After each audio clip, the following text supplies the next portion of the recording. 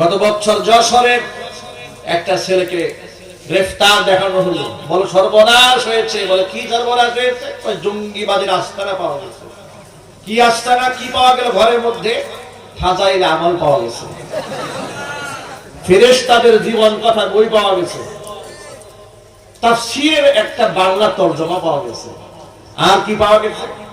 ঘরের মধ্যে একটা স্ক্রিন টাচ মোবাইল পাওয়া গেছে, একটা কম্পিউটার পাওয়া গেছে, দেশীয় অস্ত্র পাওয়া গেছে, একটা বটি পাওয়া গেছে। দেশীয় অস্ত্র কি? বটি। এই বটি না থাকার কারণে সন্ত্রাস হয়ে গেছে, তাকে জঙ্গি বানিয়ে দেওয়া হয়েছে। পক্ষান্তরে ঢাকা শহরে এক প্রভাবশালী নেতার ছেলে, নাম বললাম না, অস্ত্র শস্ত্র সহ ধরা পড়লো, মিডিয়ার সামনে প্রচারিত হলো। তার ঘরের মধ্যে পিস্তল পাওয়া গেল, বিদেশি মদ পাওয়া গেল, টর্চার সেল পাওয়া গেল, ভূমি দখলের ইতিহাস পাওয়া গেল, কত কিছু পাওয়া গেল। মাস খানিক যেতে না যেতে উল্টা ব্রিফিং শোনা গেল যে পিস্তল যা দেখেছিলেন ওটা খেলনা পিস্তল। কি তামাশাই জাতির সাথে! অস্ত্র শস্ত্রে সজ্জিত বাহিনী পাওয়া গেল, গুন্ডা মাস্তানদেরকে এরা সন্ত্রাস হয় না, জঙ্গিও হয় না। ফাজাইলে আমল পাওয়া গেল, ফেরেশতাদের জীবন কথা পাওয়া গেল, ফাজাইলে সাদাকাত পাওয়া গেল, জিহাদি বই পাওয়া হয়ে গেল। এই নাটক সাজানো হয়েছে। জঙ্গিবাদ এই শব্দটা এই উপমহাদেশে চালু করা হয়েছে মুসলমানের কলিজা থেকে জিহাদ নামক চেতনাকে ধ্বংস করে দেওয়ার জন্য। জিহাদ শব্দ শুনতেই চায় না ও মুসলমান ভাইরা। কোরআন মানিতে নামাজ যেমন আল্লাহ পাকের হুকুম, রোজা আল্লাহর হুকুম, যাকাত আল্লাহর হুকুম, জিহাদ আল্লাহ পাকের হুকুম। যারা সন্তানদেরকে হাফেজে কোরআন বানিয়েছেন তারা ঠকে যাননি। আপনি নিশ্চিন্তে বিছানায় ঘুমাতে পারবেন। চরম ফিতনা ফাসাদের জামানায় আপনার সন্তানটা ইয়াবাখুর হবে না, গাঁজাখুর হবে না, নেশাগ্রস্ত হবে না।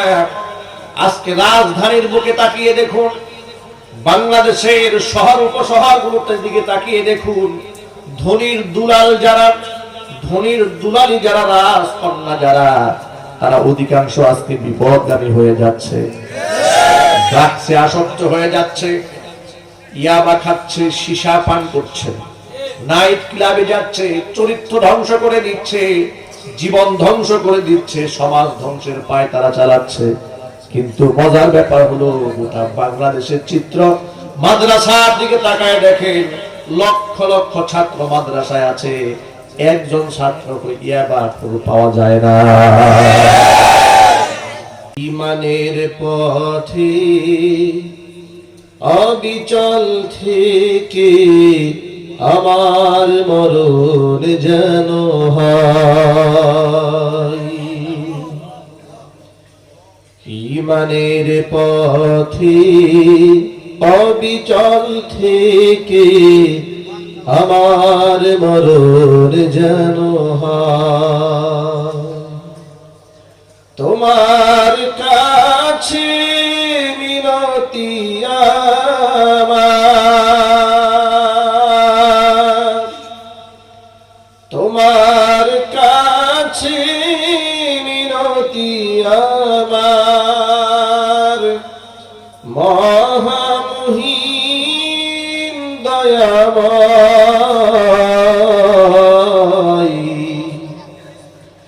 ঈমানের পথে অবিচল থেকে আমার মরণ যেন হয়। ঈমানের পথে অবিচল থেকে আমার মরণ যেন হয়। ঈমানের পথে অবিচল থেকে আমার মরণ যেন হয়। সকলে বলুন আল্লাহুম্মা আমিন।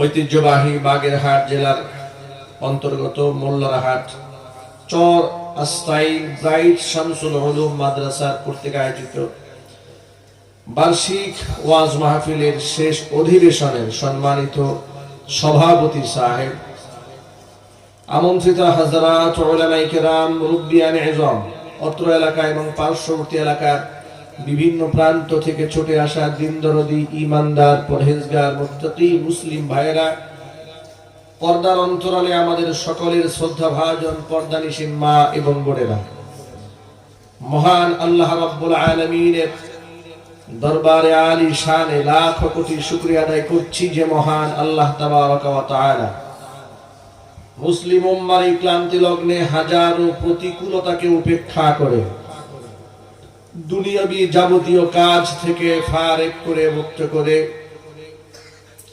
লাখ কোটি মুমিন মুসলমানের মধ্য থেকে আমার আপনার মতো অযোগ্য, নালায়েক, গুনাহগার বান্দাদেরকে নির্বাচন করে দুনিয়ার মাটিতে নবী করিম সাল্লাল্লাহু আলাইহি ওয়াসাল্লামের ভাষায় বেহেশতের বাগানের মধ্যে উলামায়ে কেরামের মাজলিসে কোরআন হাদিসের মাহফিলে বা ওয়াক্ত বা আজমাত বা মোহাব্বত শামিল হওয়ার তৌফিক দান করেছেন। আপনারা খুশি না বেজার?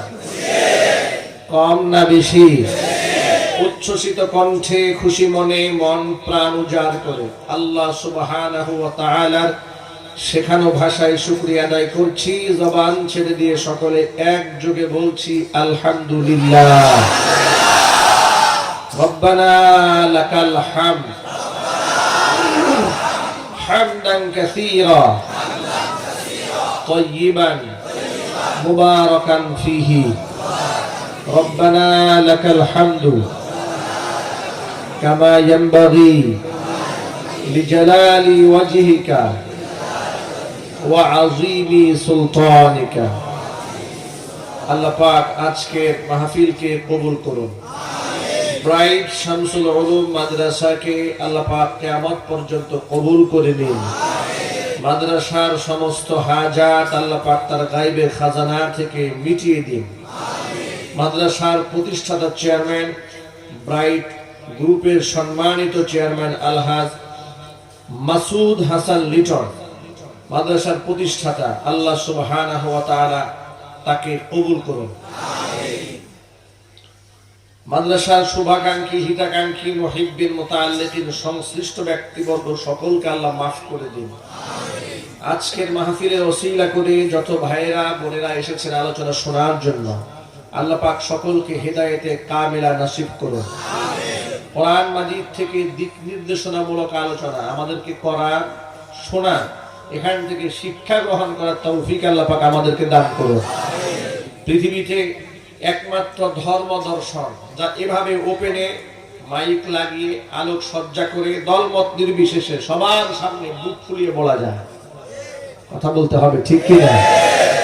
পৃথিবীতে একমাত্র ধর্ম দর্শন যা ওপেনে একটা একটা খুলে বিশ্ব মানবতার সমস্যার সমাধানগুলো দেওয়া যায় কোরআন দিয়ে। পৃথিবীতে কোন ধর্ম নাই, কোন ধর্মীয় গ্রন্থ এভাবে নাই যা মানবতার সকল সেক্টরের সমাধান দিতে পারে। এই জন্য কোরআন মাজিদ জীবনের সকল ক্ষেত্রে বাস্তবায়নের কথা বলে, আর আমরাই তার স্লোগান দিই। কিছু লোকেরা না বুঝে মুসলিম ধর্মটাকে অন্যান্য ধর্মের সাথে তালগুল পাকিয়ে ফেলে। তারা মনে করে হিন্দু যেমন একটা ধর্ম, বৌদ্ধ যেমন একটা ধর্ম, খ্রিস্টান ধর্ম যেমন একটা ধর্ম, ইসলাম ধর্ম ঠিক ওই রকম একটা ধর্ম, এরকম মনে করে। কিন্তু কথাটা কি ঠিক? এরপরে তারা মনে করে হিন্দুদের যেমন বেদ আছে, পুরাণ আছে, মহাভারত আছে, ইত্যাদি ধর্মীয় গ্রন্থ আছে, খ্রিস্টানদের যেমন বাইবেল আছে, বৌদ্ধদের যেমন ত্রিপিটক আছে, ইত্যাদি ইত্যাদি ধর্মগ্রন্থের মতো কোরআন শরীফটাকে তারা মনে করে। কিন্তু আপনারা বলুন, কোরআন মাজিদ কি অন্যান্য ধর্মগ্রন্থের মতো একটা বই? পৃথিবীর অন্যান্য ধর্মগ্রন্থের মধ্যে বিশ্ব মানবতার কল্যাণে, বিশ্ব শান্তির পুরো ফর্মুলা ব্যাপকভাবে দেওয়া নাই। ব্যাপকভাবে তো দূরের কথা, শাখা প্রশাখার শান্তির কোনো বর্ণনা বিশ্বের কোনো কিতাবে নাই। যেমন উদাহরণ দিয়ে বলি, কোরআন হচ্ছে আইনের কিতাব, কোরআন আমালের কিতাব। কোরআন পড়লে সব হয়, কোরআন যদি কেউ তিলাওয়াত করে অন্তর আলোকিত হয়, কোরআন দিয়ে যদি কেউ আমল করে সমাজ আলোকিত হয়ে যায়, কোরআন দিয়ে যদি বিচার ফয়সালা কার্যকর করা হয়, ইনসাফ ভিত্তিক বিচার ফয়সালা কায়েম হয়ে যায়। এজন্য আল্লাহর পক্ষ থেকে কোরআন হচ্ছে বিরাট একটা নিয়ামত, একটা রহমত বিশ্ববাসীর জন্য, শুধু মুসলমানদের জন্য না। কোরআন মাজিদে আল্লাহ সুবহানাহু ওয়া তাআলা এজন্য বলেন, কুল বিফাদলিল্লাহি ওয়া বিরহমাতিহি ফাবিযালিকা ফালইফরাহু হুয়া খায়রুম মিম্মা ইয়াজমাউন। ও নবী, আপনি বলেন মানুষ যেন আমার ফাদলুন নিয়ে, আমার করুণা নিয়ে, আমার দয়া নিয়ে যেন মানুষরা খুশি হয়ে যায়। এখানে ফাদলুন বলতে আল্লাহ সুবহানাহু ওয়া তাআলা কোরআনকে বুঝিয়েছেন, ওয়া বিরহমাতিহি, রহমত দ্বারা আল্লাহ ইসলামকে বুঝিয়েছেন। আল্লাহ পাক বুঝালেন এর মানব মণ্ডলী, হে নবীজি আপনি বিশ্বের মানুষকে বলে দেন তারা যেন আমার কোরআন নামক নিয়ামতটা হাতে পেয়ে, ইসলাম নামক দৌলতটা কাছে পেয়ে তারা যেন ফাবিযালিকা ফালইফরাহু, তারা যেন খুশি হয়ে যায়। হুয়া খায়রুম মিম্মা ইয়াজমাউন, পৃথিবীবাসী যত সম্পদ জমা করে সমস্ত সম্পদের চেয়ে কোরআন এবং ইসলাম হচ্ছে সবচেয়ে দামি সম্পদ। স্টেজে আপনারা দেখতে পাচ্ছেন কোরআনের পাখিগুলোর মাথায় পাগড়ি প্রদান করা হয়েছে। কি সম্মান তাদের, কি শান, কি মান!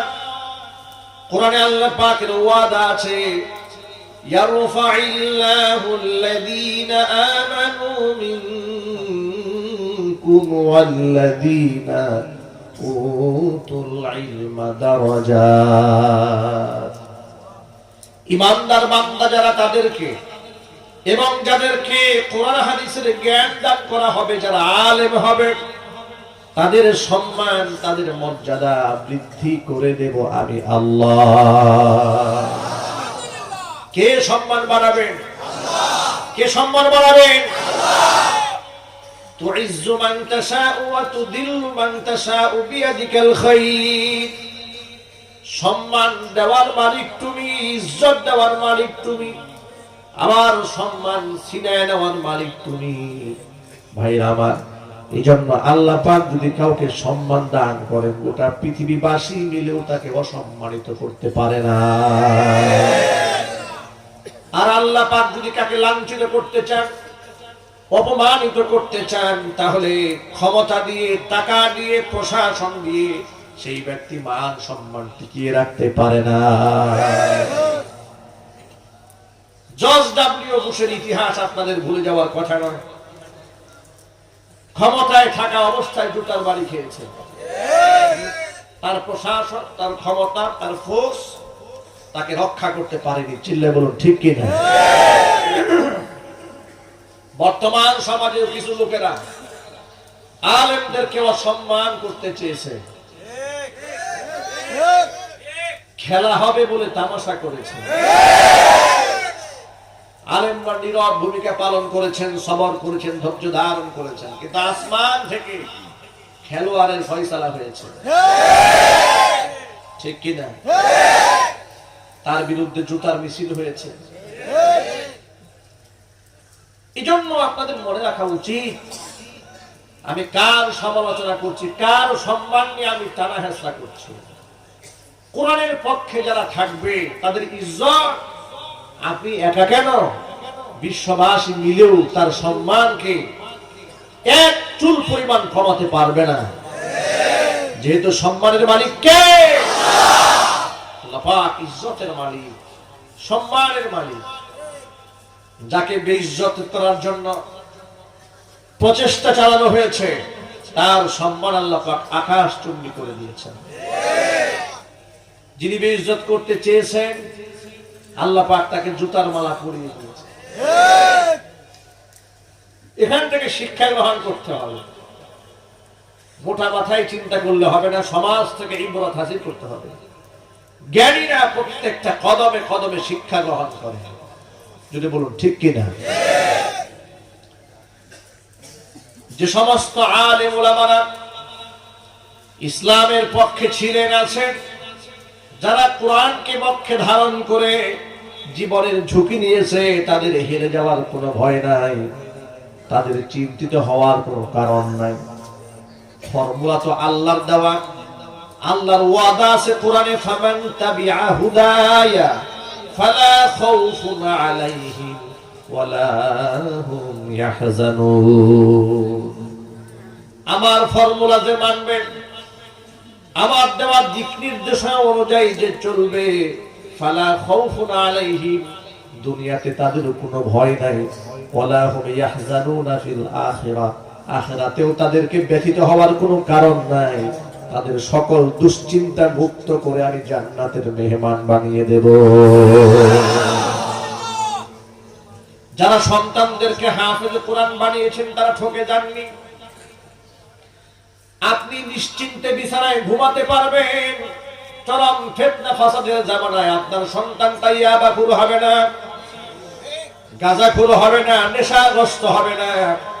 আজকে রাজধানীর বুকে তাকিয়ে দেখুন, বাংলাদেশের শহর উপশহরগুলোর দিকে তাকিয়ে দেখুন, ধনীর দুলাল যারা, ধনীর দুলালি যারা, রাজকন্যা যারা, তারা অধিকাংশ আজকে বিপদগামী হয়ে যাচ্ছে, ড্রাগসে আসক্ত হয়ে যাচ্ছে, ইয়াবা খাচ্ছে, সীসা পান করছে, নাইট ক্লাবে যাচ্ছে, চরিত্র ধ্বংস করে দিচ্ছে, জীবন ধ্বংস করে দিচ্ছে, সমাজ ধ্বংসের পায় তারা চালাচ্ছে। কিন্তু মজার ব্যাপার হলো, গোটা বাংলাদেশের চিত্র, মাদ্রাসার দিকে তাকায় দেখেন, লক্ষ লক্ষ ছাত্র মাদ্রাসায় আছে, একজন ছাত্রকে ইয়াবাখুর পাওয়া যায় না, একজন ছাত্রকে গাঁজাখুর পাওয়া যায় না, একজন ছাত্রকে সন্ত্রাস পাওয়া যায় না, চান্দাবাজ পাওয়া যায় না, টেন্ডারবাজ পাওয়া যায় না। দাড়ি টুপিওয়ালা রাস্তায় কোনো মানুষ দেখলে মানুষ ভক্তি এবং শ্রদ্ধায় মাথা নত করে দেয়, নিরাপদ আশ্রয় মনে করে। রাতের আধারে, রাত 2টা বাজে, 3টা বাজে, হঠাৎ করে রাস্তায় দাড়ি টুপি ছাড়া একজন লোক দেখলে মানুষের কলিজা আটকে উঠে, ভয় পেয়ে যায়। নাকি চোর কিনা, ডাকাত কিনা, ছিনতাইকারী কিনা, গুন্ডা কিনা, মাস্তান কিনা? কথা বলেন ঠিক কিনা? জামা কি শেষ করে দেয় নাকি? পক্ষান্তরে রাত 2টা বাজে, 3টা বাজে, হঠাৎ করে রাতের আধারে যখন দেখে দাড়ি টুপি পরা কোনো ব্যক্তি হেঁটে যায়, লোকটা মনে করে যাই হোক না কেন একজন ভালো মানুষের সন্ধান পেয়েছি। এই সম্মান, এই মহব্বত, এই মর্যাদা আল্লাহ পাক দ্বীনের পথের পথিকদেরকে দান করেছেন। সুবহানাল্লাহ বলবেন না? আমি এই জন্য সব সময় বলি, সামাজিক যত অবক্ষয় আছে যদি রোধ করতে হয়, সমাজের যত প্রকার অন্যায় রয়েছে যদি অন্যায়কে মূল থেকে শেষ করে দিতে হয়, তাহলে বুদ্ধিজীবীদের ফর্মুলা দিয়ে কাজ হবে না, কোরআনী ফর্মুলা গ্রহণ করতে হবে। সমাজের মধ্যে ধর্ষণ একটা সামাজিক ব্যাধি, মাদক একটা সামাজিক ব্যাধি, সন্ত্রাস কর্মকাণ্ড একটা সামাজিক ব্যাধি। সন্ত্রাস নাই দেশে? আরো জোরে বলতে হবে, নাই। কিন্তু আশ্চর্যের ব্যাপার, মিডিয়ার চোখটাকে সন্ত্রাসী হিসেবে দাঁড়িয়ে এবং টুপিওয়ালাদের দিকে তাক করে রাখে।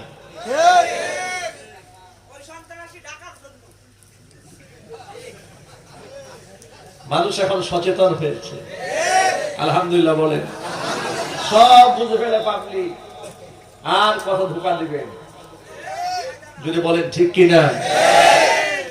গত বছর যশোরে একটা ছেলেকে গ্রেফতার দেখানো হলো, বলে সর্বনাশ হয়েছে। বলে কি সর্বনাশ হয়েছে?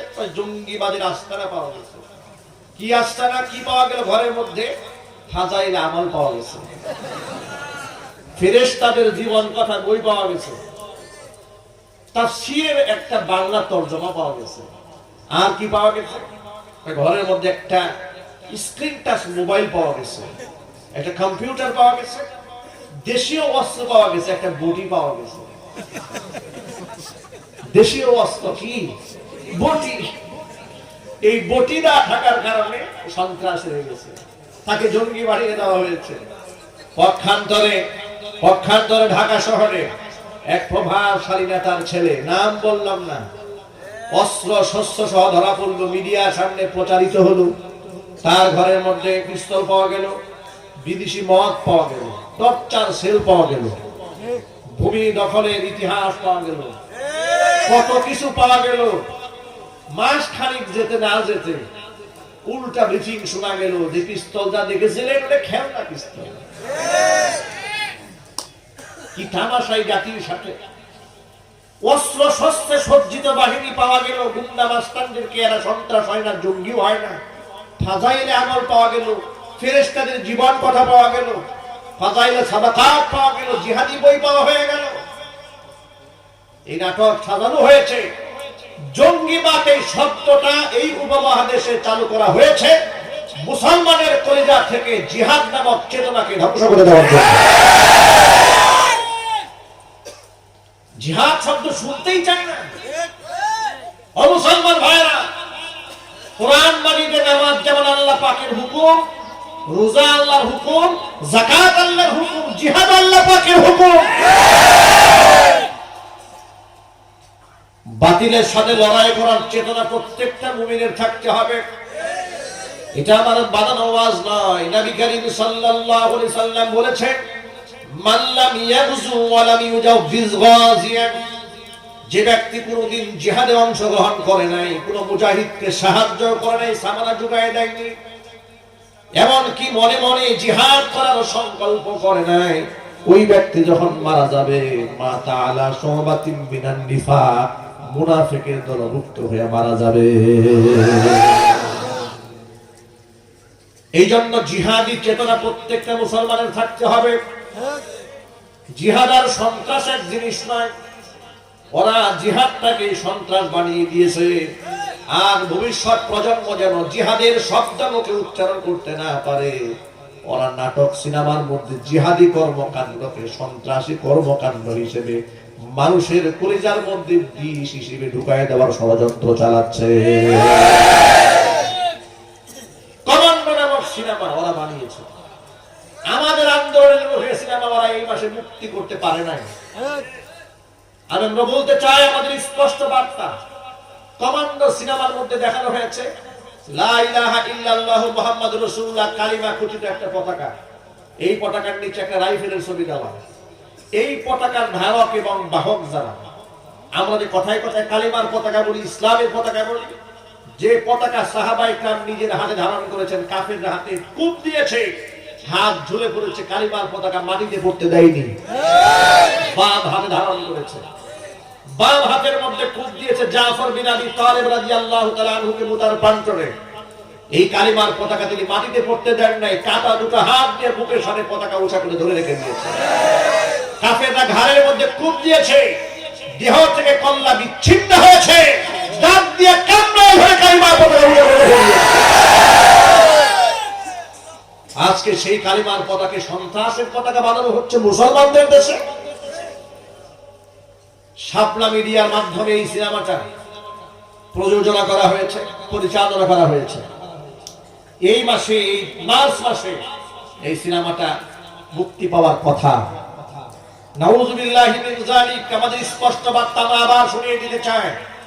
কমান্ডো নামক সিনেমা, সেখানে দেখানো হয়েছে দাড়ি এবং জুব্বা, টুপি পরা পাগড়িওয়ালাগুলা, প্রত্যেকের হাতে সন্ত্রাসীদের অস্ত্র। এই অস্ত্র নিয়ে গোটা বাংলাদেশ তারা ধাওয়া করছে। আর এই বাংলাদেশটাকে এই সন্ত্রাসী মৌলবাদ থেকে রক্ষা করার জন্য ভারতের কুখ্যাত কাফের নায়ক দেব ঢাল নিয়ে ঝাঁপায় পড়ছে মৌলবাদ থেকে দেশ রক্ষা করার জন্য। কাফেরদের মায়া কত বাংলার জন্য, কত মহাব্বতে দেব। আপনারা কি মনে করেন কাকতালীয় ভাবে একটা সিনেমা বানানো হয়েছে না? এর পিছনে কোনো রহস্য আছে? ওরা সিনেমা বানায় পরবর্তী প্রজন্মের কাছে, সাথে সাথে বিশ্ববাসীর কাছে মেসেজ দিতে চায় বাংলাদেশের মৌলবাদের উত্থান হয়েছে, ঠেকাতে হবে, এভাবে ঝাঁপিয়ে পড়তে হবে। কিন্তু তাদের মনে রাখা উচিত, এদেশের রক্তের সাথে মিশে আছে ইসলাম এবং রাসূলের মহব্বত। প্রতিটি ইঞ্চি ইঞ্চি বালু করার সাথে তাওহীদের সম্পর্ক রয়েছে, দাড়ি টুপির সম্পর্ক রয়েছে। শুধু অস্ত্র কেন, ইসলামের জন্য যদি মুসলমানদের মিসাইল গ্রহণ করতে হয়, মুসলমান সেটাও না দাও।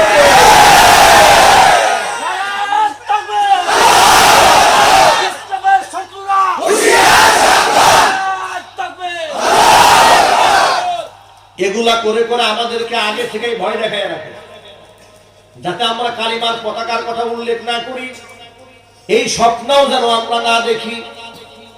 আবার আমার সন্তানেরা যেন ইসলামের ভুল ব্যাখ্যা, ভুল মেসেজ পায়।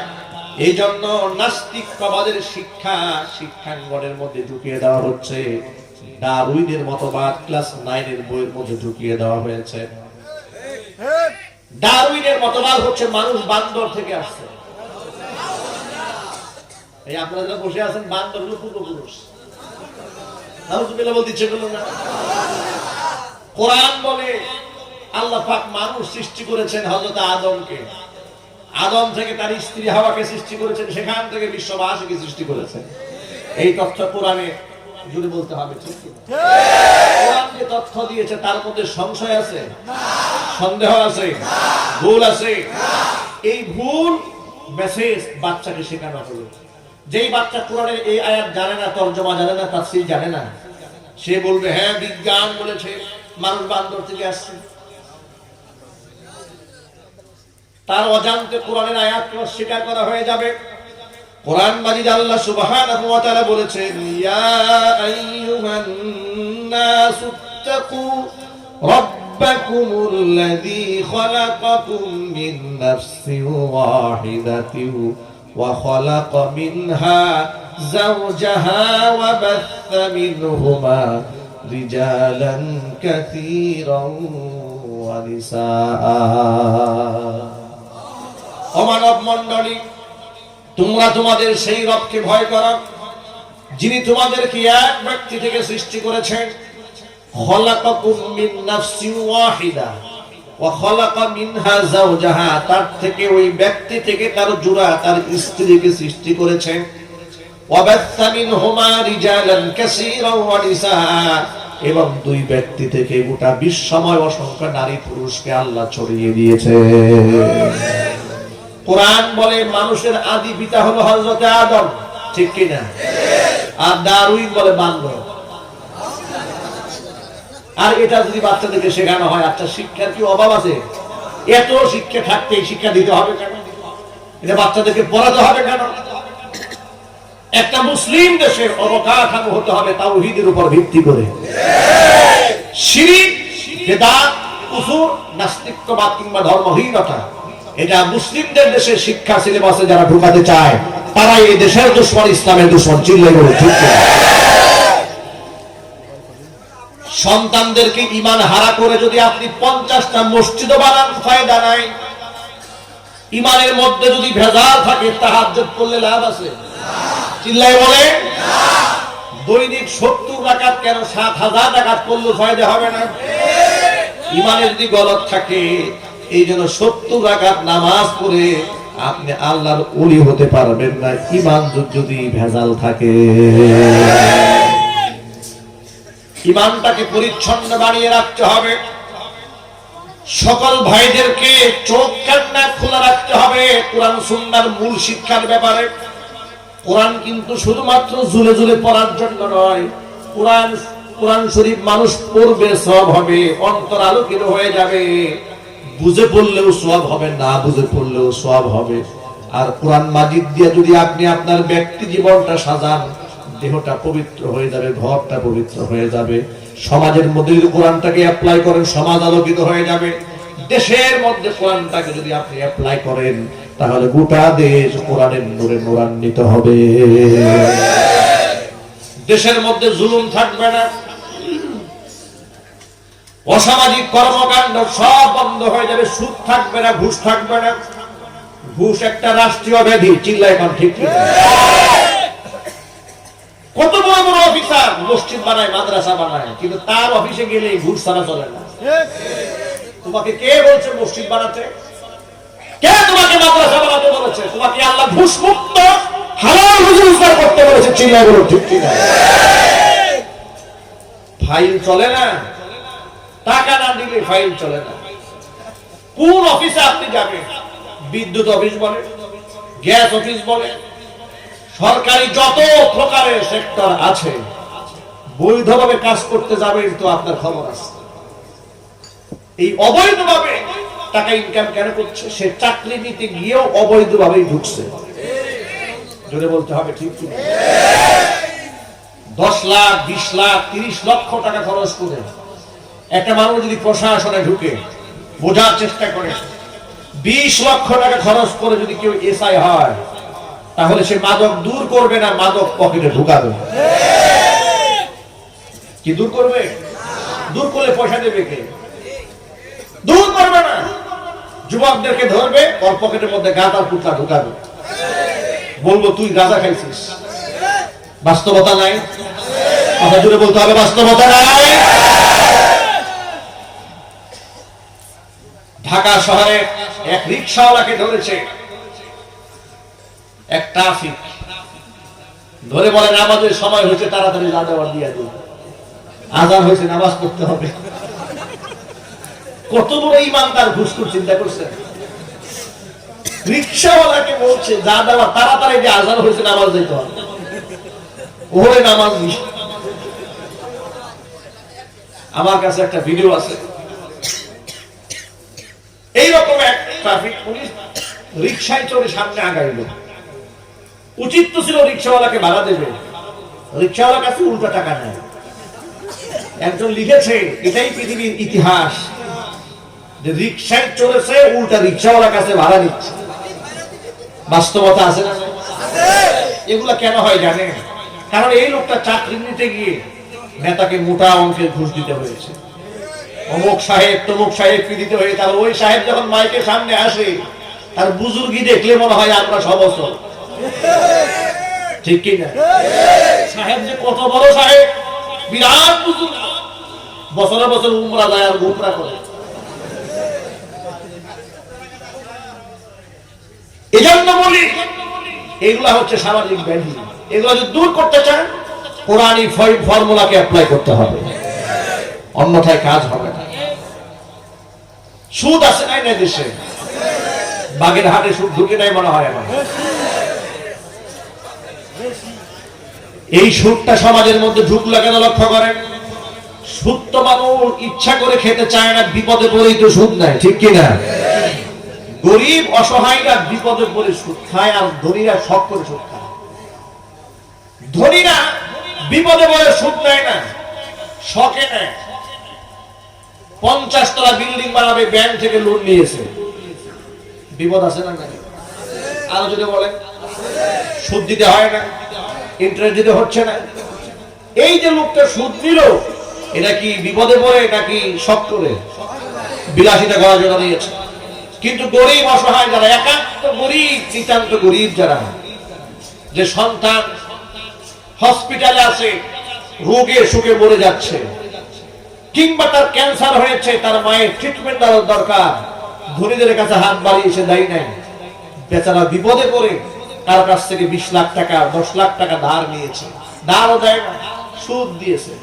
এই যে লোকটা চরম পর্যায়ে বিপদগ্রস্ত হয়ে সুদী কারবার করলো, আল্লাহ পাক দেখে নাই? এই জন্য কি এই লোকটা দায়ী হবে? কোনদিন এই লোকটা দায়ী হবে না। দায়ী হবে এই লোক, এই সমাজের ধনী মানুষগুলো, দায়ী হবে এই দেশের সরকার, দায়ী হয়ে যাবে এই দেশের দায়িত্বশীল নেতৃবর্গ। দুজনে বলো ঠিক কিনা? সকল ভাইদেরকে জন্য বলি, সামাজিক এই অবক্ষয় যদি রোধ করতে হয়, কোরআনে কারীমের ফর্মুলা চালু করে দেন। কারণ কোরআনের সাথে যাদের সম্পর্ক হয়ে যায়, তারা ঘুষ ছেড়ে দেয়, জিনা বদমাশি তারা ছেড়ে দেয়। বাস্তব প্রমাণ আপনাদের সামনে তুলে ধরি। ওমরে ফারুক রাদিয়াল্লাহু তাআলা আনহুর শাসনামলে তার একটা অভ্যাস ছিল, রাতের আধারে দিনের আলোতে ঘুরে বেড়াতেন। মানুষ কি করে, মানুষের অবস্থা পর্যবেক্ষণ করার জন্য তিনি ঘুরে বেড়াতেন। একবার রাতের আধারে হযরত ওমর ঘুরতেছিলেন, এমন সময় শুনতে পেলেন ঘরের মধ্যে মা এবং মেয়ে যেন কি কথা বলছে। ওমর রাদিয়াল্লাহু তাআলা দাঁড়িয়ে গেলেন, দেখি মা মেয়ে কি বলছে। এমন সময় শুনতে পেলেন মা তার মেয়েকে ডাক দিয়ে বলছে, মেয়ে দুধের মধ্যে পানি মিশিয়ে দাও, সকালবেলা বেশি পরিমাণ হয়ে যাবে, টাকা একটু বেশি পাওয়া যাবে। মেয়েটা বলছে, মা দুধের মধ্যে পানি মিশানো জায়েজ নাই, হারাম, মানুষকে ধোঁকা দেওয়া যাবে না।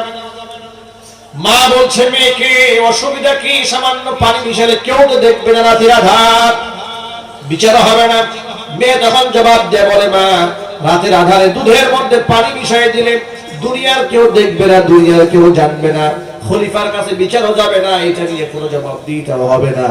কিন্তু কিয়ামতের ময়দানে যেই মাহবুব মেহেরবানের সামনে দাঁড়িয়ে আমার জীবনের আমলনামার হিসাব দিতে হবে, ওই আল্লাহ সুবহানাহু ওয়া তাআলার দৃষ্টিটাকে আমি ফাঁকি দিতে পারবো না। এই কথা শোনা মাত্র হযরত ওমর ফারুক রাদিয়াল্লাহু তাআলা আবেগ আপ্লুত হয়ে পড়লেন। সকালবেলা মা এবং মেয়েকে ডেকেছেন দরবারে। মা তো মনে করেছে অবস্থা বোধহয় খারাপ, যে কোনো মূল্যে হযরত ওমরের কাছে আওয়াজ চলে গেছে, আমার মনে হয় কঠিন বিচার হবে। সকালবেলা মা হযরত ওমরের সামনে দাঁড়িয়ে দুহাত জোর করে বলছে, খলিফাতুল মুসলিমিন, যে অন্যায় অপরাধ করেছি গত রাতে, এই ধরনের প্রস্তাব জীবনে আর কোনোদিন বলবো না, আপনি এবারের মতো আমাকে ক্ষমা করে দিন। ওমর ফারুক রাদিয়াল্লাহু তাআলা বলছেন, আপনাকে অপমানিত লাঞ্ছিত করার জন্য ডেকে আনিনি, একটা প্রস্তাব দিতে চাই আপনাকে, আপনি শুনুন, রাজি আছেন কিনা জানাবেন। দীর্ঘদিন ধরে আমার ছেলে আব্দুল্লাহর জন্য আমি একজন যোগ্য পাত্রী খুঁজতেছিলাম, আমার ছেলে আব্দুল্লাহর জন্য আমি একজন পাত্রী খুঁজতেছিলাম, আমার পুত্র বধূ বানাবো তাকে। গত রাতে আপনার মেয়ের যে তাকওয়া পরহেজগারিতা আমি দেখতে পেয়েছি, আমার ছেলে আব্দুল্লাহর জন্য আপনার কন্যাকে আমি পুত্রবধূ হিসেবে গ্রহণ করতে চাই। আপনি কি তাতে রাজি আছেন? এ কথা শোনা মাত্র মহিলার চোখের পানি ছেড়ে দিয়েছে। মহিলা আবেগ আপ্লুত হয়ে বলছে, খলিফাতুল মুসলিমিন, আমাদের মতো গরিব অসহায় কুড়ে ঘরে থাকা একটা মেয়েকে খলিফার সন্তানের ছেলের বধূ হিসেবে গ্রহণ করবে, এর চেয়ে সৌভাগ্য আমাদের জন্য আর কি হতে পারে? এটা তো আমাদের জীবনের জন্য বড় একটা পুরস্কার। ভাইরা আমার, পরবর্তীতে খলিফাতুল মুসলিমিন আব্দুল্লাহ ইবনে উমর রাদিয়াল্লাহু তাআলা আনহুকে এই মেয়ের সাথে বিবাহ বন্ধনে আবদ্ধ করে দিয়েছিলেন। জোরে বলেন সুবহানাল্লাহ। কত বড় তাকওয়াবান এই মেয়ে! খলিফা যদি চাইতেন, তৎকালীন যুগে আরব বিশ্বের সবচেয়ে সুন্দরী তরুণী যুবতী ধনী রূপবতী একটা মেয়েকে পুত্রবধূ বানাতে পারতেন না? মানুষ তো সৌভাগ্য মনে করত, ঠিক কিনা যদি বলে। ইদানিং তো এমন দেখা যায়, নেতৃত্ব যদি কাছে থাকে, শুধু নেতৃত্বের গুণ থাকার কারণে চরিত্র আছে না নাই বাবা মা সেটাও দেখে না। যদি বলে ঠিক কিনা? চরিত্র আছে না নাই দেখতেও চায় না, টাকা আছে, ক্ষমতা আছে, দিয়ে দাও বিয়ে।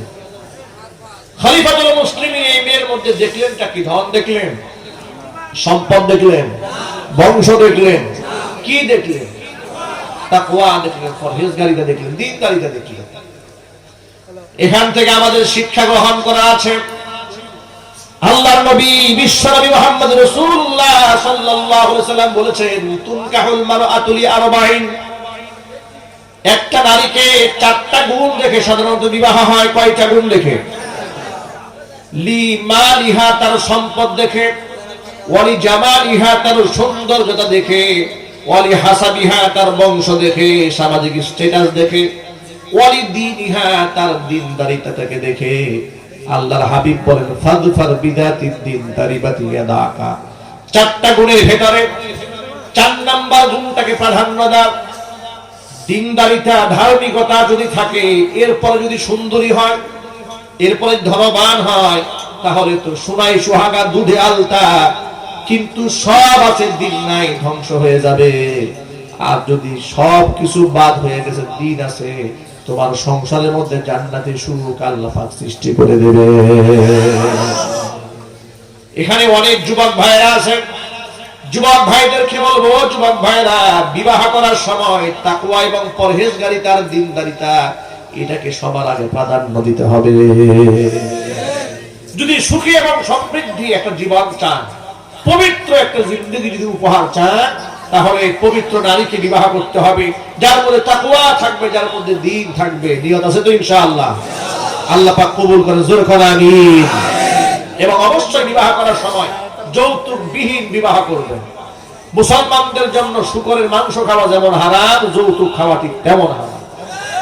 শ্বশুরের কাছ থেকে যদি হাদিয়া পান, আপনি হাস্যোজ্জ্বল চেহারা নিয়ে গ্রহণ করতে পারেন, কিন্তু হাদিয়া পাওয়ার তামাশা এবং ভান করা যাবে না। ইনিয়ে বিনিয়ে বলা যাবে না যে আমি তো কিছু চাই না, তবে মোটরসাইকেল একটা হইলে ভালো হইতো। আছে না নাই? বলে বিআই সাহেব, আমার ছেলে তো উপযুক্ত হয়েছে, বিসিএস ক্যাডার হয়েছে।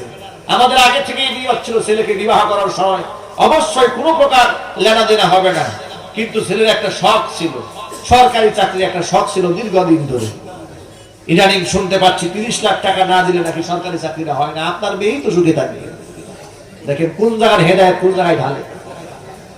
এভাবে ঢেলে ঢেলে সমাজের মধ্যে এই এত বড় একটা নাপাক জিনিস, এগুলো আমার হয় বাগের হাটে নাই নাকি?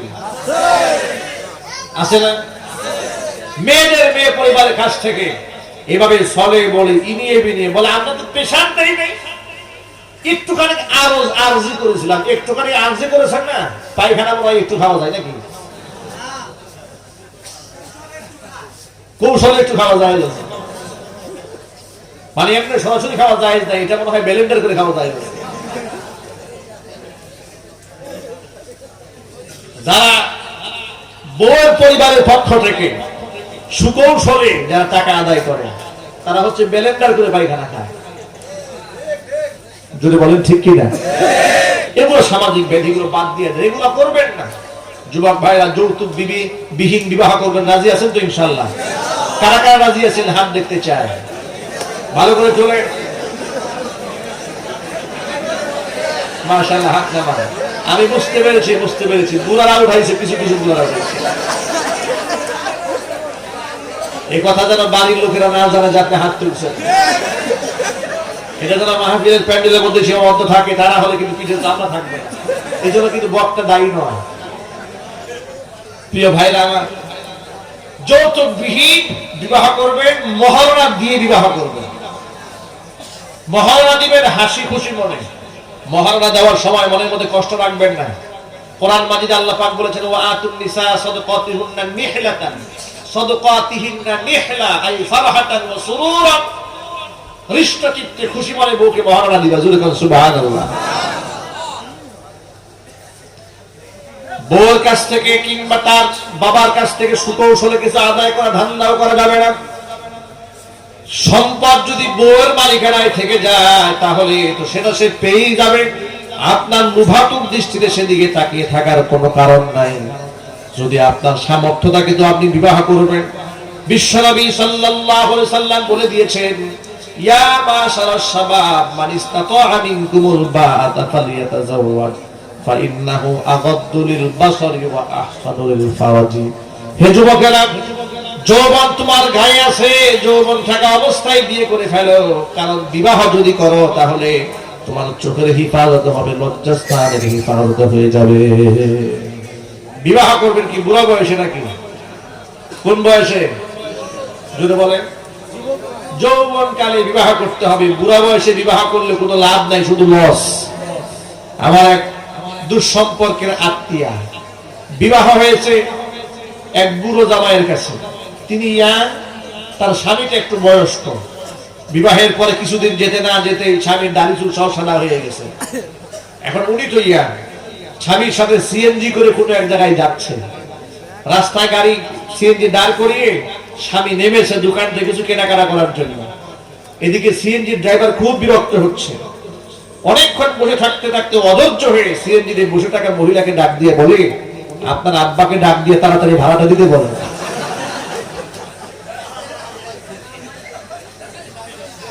সিএনজি ড্রাইভার মনে করেছে তার মেয়েকে নিয়ে আসছে।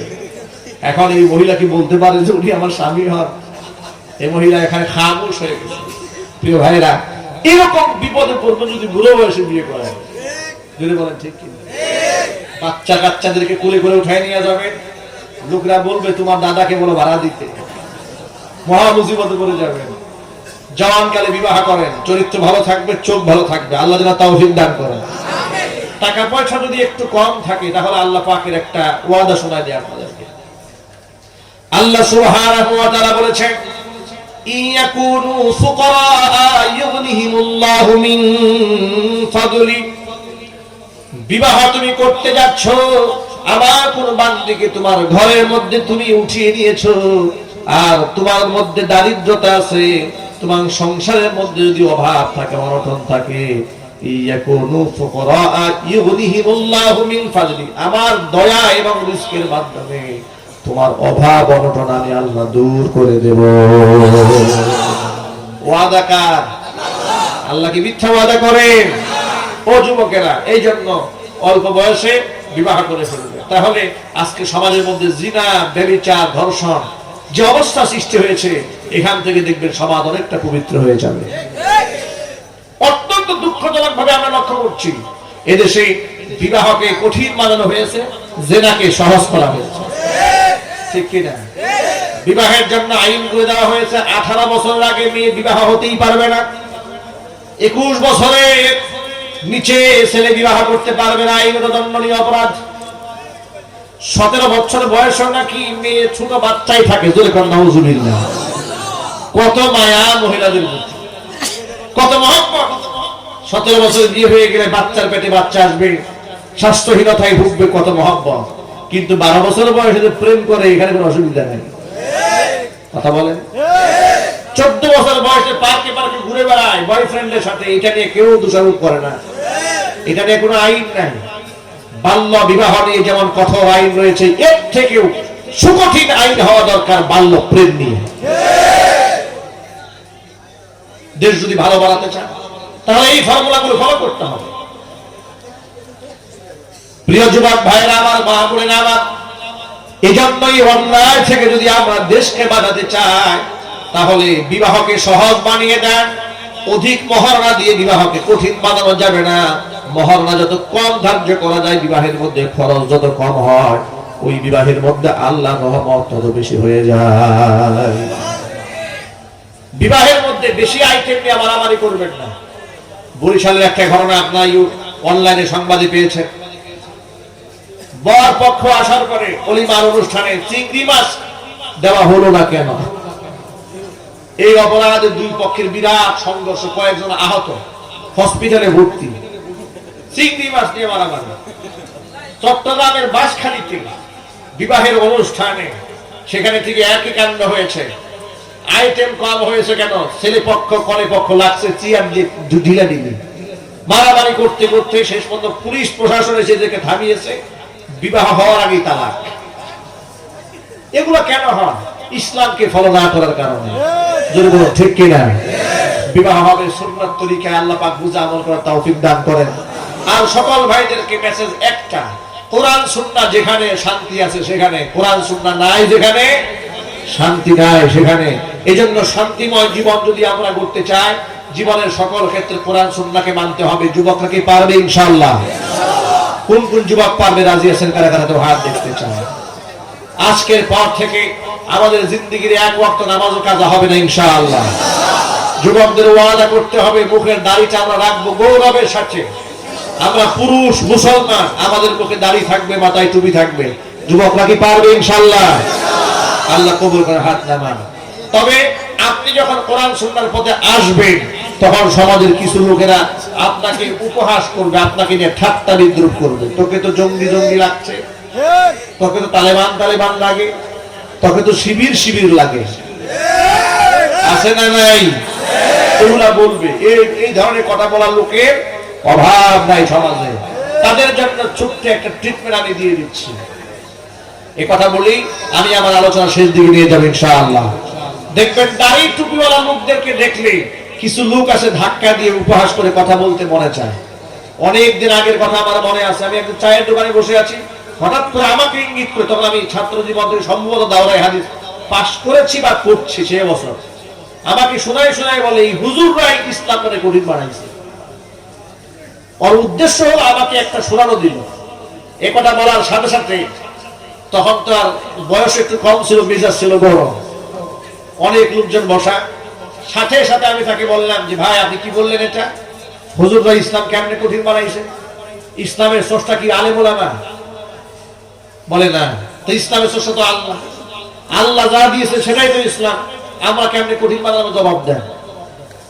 তখন সে বলতেছে, দেখেন পর্দার বিধান নিয়ে হুজুরা বাড়াবাড়ি একটু বেশি করে। বর্তমান সমাজ মিলিয়ে ঝিলিয়ে চলতে হয়, পৃথিবী উন্নত হচ্ছে, তাদের সাথে তাল মিলিয়ে চলতে হবে। সেনাবাহিনী হতে হবে নারীদেরকে, পুলিশ হতে হবে নারীদেরকে, আপনারা যে পর্দার কথা বলেন, এই পর্দা করলে তো পুলিশ হওয়া যাবে না। তিনি আমাদেরকে শেখালেন। আমি বললাম সৌদি আরবে গিয়েছেন? বলে যাই না এখনো। তো যান নাই কেন? সৌদি আরবে মেয়েরা তো আপদমস্তক ঢেকে পুলিশে চাকরি করছে। কথা বলেন না, ঠিক কিনা? এক পর্যায়ে অনেক বাড়াবাড়ি। তখন আমি তাকে আটকায় দেওয়ার জন্য বললাম যে আপনি যে কোরআন শরীফ, কোরআন হাদিসের অপব্যাখ্যা করেন, আপনাকে তাফসীর করার সাহস দিয়েছে কে? আপনি সবার সামনে সূরা ফাতিহা শোনাইতে হবে আজকে। আমি তাকে ধরলাম, এখন সে ফাতিহা বলে না। আমি বললাম ফাতিহা আপনাকে শোনাতেই হবে, হয়তো আপনি ফাতিহা শোনাবেন, না হয় আপনি মাফ চাবেন। তাকে হাঁচকাই দিলাম। সর্বশেষ এলাকার লোকজন যারা ছিল তারা বলো ঠাকুর যা হয়েছে উনি একটা ভুল করে ফেলেছে, আপনি ক্ষমা সুন্দর দিচ্ছেন। আমি বললাম না, তাকে ক্ষমা করবো না, তাকে সূরা ফাতিহা শোনাইতেই হবে। যদি তার সাহস থাকে সূরা ফাতিহা আমাকে শোনাবে, বিশুদ্ধভাবে শোনাতে হবে। এখন আর সে কোরআন তেলাওয়াত করে না। আমি বললাম আপনার মতো এই মূর্খ আবু জেহেলরা ইসলামটাকে বরবাদ করেছে। না বুঝে যারা ফতোয়া দেয়, এরাই ইসলামটাকে বরবাদ করেছে। যোগ্য আলেমরা ইসলামকে বরবাদ করেনি। চিল্লায় বলুন ঠিক কিনা? ট্রেনে ক্যান্টিনের মধ্যে একজন হুজুর, একজন আলেম খেতে বসেছে। তিনি ভাত খাচ্ছিলেন মুরগির গোশত দিয়ে। খাবার শেষে তিনি খাবারটা খুব চেটে পুটে খেলেন এবং মুরগির হাতটা খুব চিবিয়ে খেয়েছে। এটা সুন্নাহ। তিনি সুন্নাত আদায় করে আলেম সাহেব খেতে বসেন। পাশে এক ভদ্রলোক টাইটি পরা, বিরাট বড় মুচ্চা নিয়ে সিগারেট টানতেছে আর চাল বিস্কুট খাচ্ছে। হুজুরের এই চেটে পুটে খাওয়া দেখে তিনি হুজুরকে একটু হিট দিয়ে একটা প্রশ্ন করলেন। আচ্ছা হুজুর, কিছু মনে না করলে একটা প্রশ্ন করি। আচ্ছা করেন, আপনার এলাকায় কুত্তা বিলাই খায় কি? প্রশ্নের ধাঁচটা বুঝতে হবে। তখন তিনি জবাব দেয়া বলেন, আমার এলাকায় কুত্তা বিলাই বিড়ি, চা আর বিস্কুট খায়।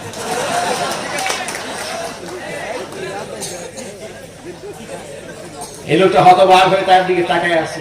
জুতাটা মারলাম কার গালে, লাগলো কার গালে? কথা বলেন ঠিক কিনা?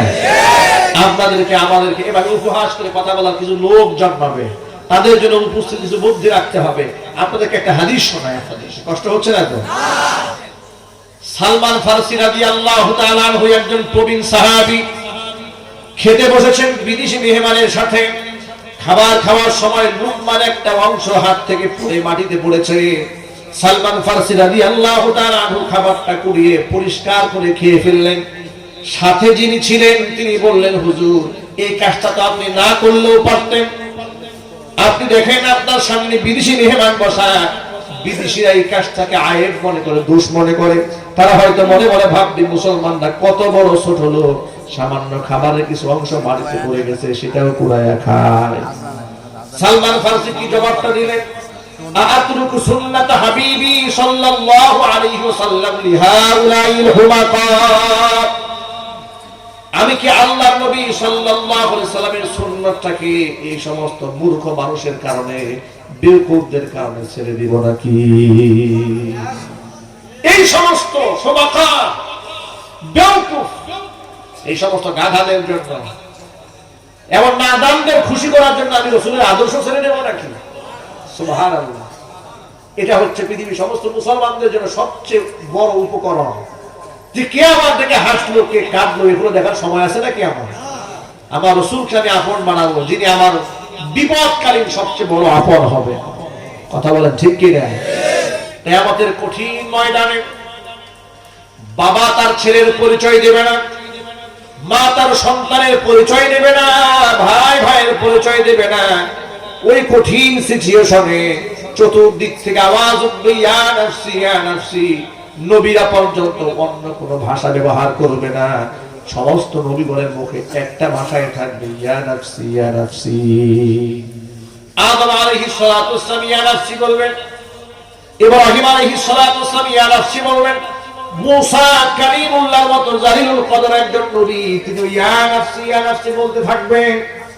মাঠের এক কর্নার থেকে একজন ব্যক্তি আওয়াজ দিয়ে বলবেন, উম্মতি রব্বি হাবলি উম্মতি। ভাই আমার কঠিন মুসিবতে আল্লাহ সুবহানাহু ওয়া তাআলা হুজুরকে বলবেন, ওয়ালা সাউফা ইউতিকা রাব্বুকা ফাতারদা। আপনি মাথা উঠান, আপনার রব আমি আল্লাহ, আপনি আজকে যা চাবেন তাই দেওয়া হবে। যতক্ষণ না খুশি হন ততক্ষণ পর্যন্ত আপনার চাহিদা আমি আল্লাহ পূরণ করতেই থাকবো। হুজুর তখন বলবেন, আল্লাহ আমি ততক্ষণ পর্যন্ত খুশি হব না যতক্ষণ পর্যন্ত আমার একজন উম্মত জাহান্নামে থাকবে।